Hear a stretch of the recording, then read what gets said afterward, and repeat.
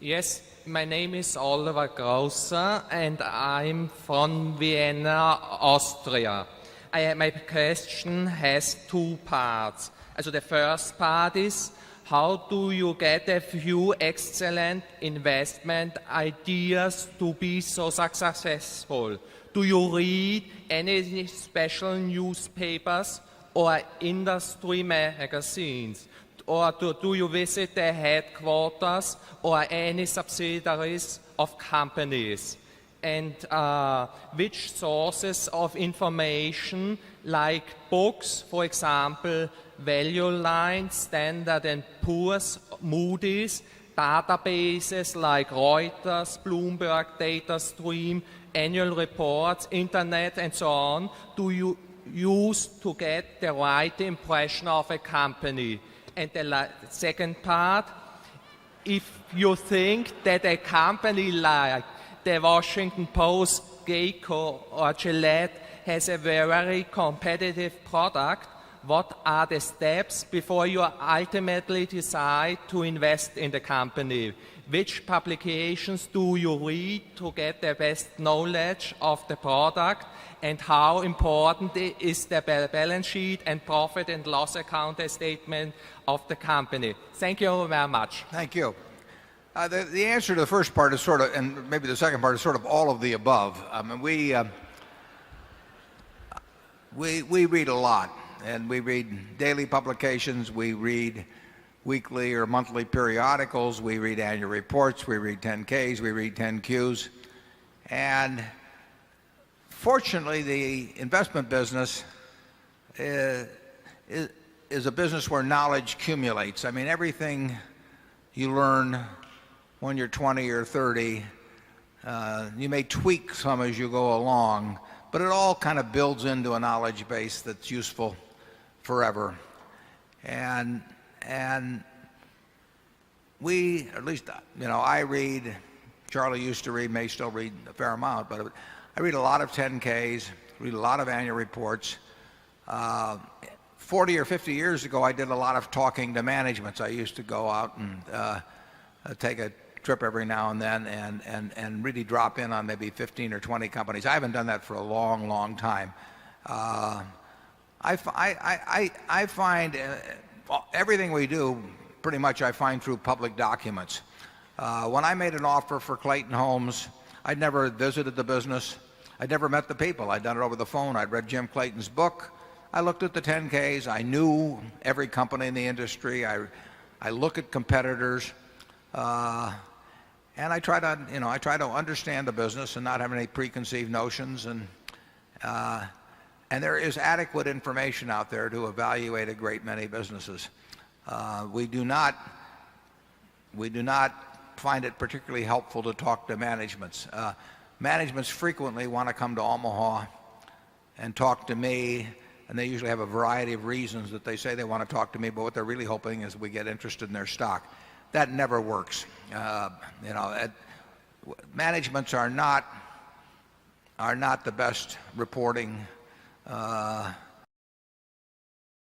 most cases, the figures tell us more than a management does. So we do not spend any real amount of time talking to management. When we buy a business, we look at the record to determine what the management's like, and then we want to size them up personally, as I said earlier, whether they will keep working. But we don't give a hoot about anybody's projections. We don't even want to hear about them in terms of what they're going to do in the future. We've never found any value in anything like that. But just a general business knowledge, what we've seen work, what we've seen has not worked. There's a lot you absorb over time. Charlie?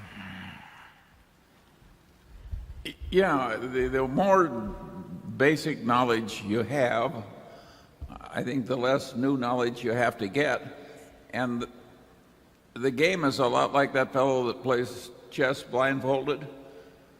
He's got a memory of the board and everything that happened before, and that enables him to do the next move in a way he never could if you just showed him the board mid-game cold.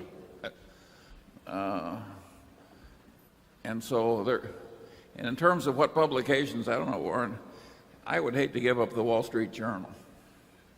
Oh, you'd also hate to give up the Buffalo News.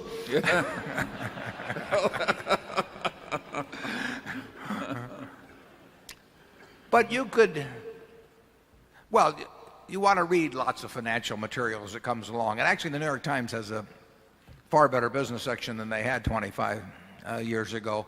But you want to read Fortune. You want to read lots of annual reports. You really want to have a database in your mind so that you can tell what kind of a business you're looking at in general by looking at the figures. It's far overrated. We never look at any analyst reports. I mean, I don't think if I read one, it was because the funny papers weren't available. It just isn't. I mean, I don't understand why people do it. But there's a lot of data out there, and the beauty of it is, it's really what makes the investment game great, is you don't have to be right on everything. You don't have to be right on 20% of the companies in the world, or 10% of the companies in the world, or 5%. You only have to get one good idea every year or two. So it's not something, when I used to be very interested in horse handicapping, and the old story was, and I hope Bob Dwyer is still here, that you can beat a race, but you can't beat the races. And you can come up with a very profitable decision on a single company. I would hate to be measured if somebody gave me all 500 stocks in the S&P and I had to make some prediction about how they would behave relative to the market over the next couple of years. I don't know how I would do, but maybe I can find one in there where I think I'm 9 in 10, 90% in being right. It's an enormous advantage in stocks. You only have to be right on a very, very few things in your lifetime, as long as you never make any big mistakes. What's interesting is that at least 90% of the professional investment management operations don't think the way we do at all. They just think if they hire enough people, they can be better at determining whether Pfizer or Merck is going to do better over the next 20 years, and they can do that stock by stock all through the 500 and have wide diversification, and at the end of 10 years they'll be way ahead of other people, and of course they won't. Very few people have this idea of searching for just a few opportunities.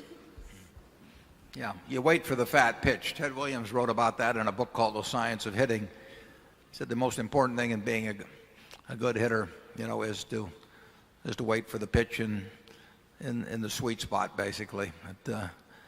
I've always said that the way to get a reputation for being a good businessman is to buy a good business.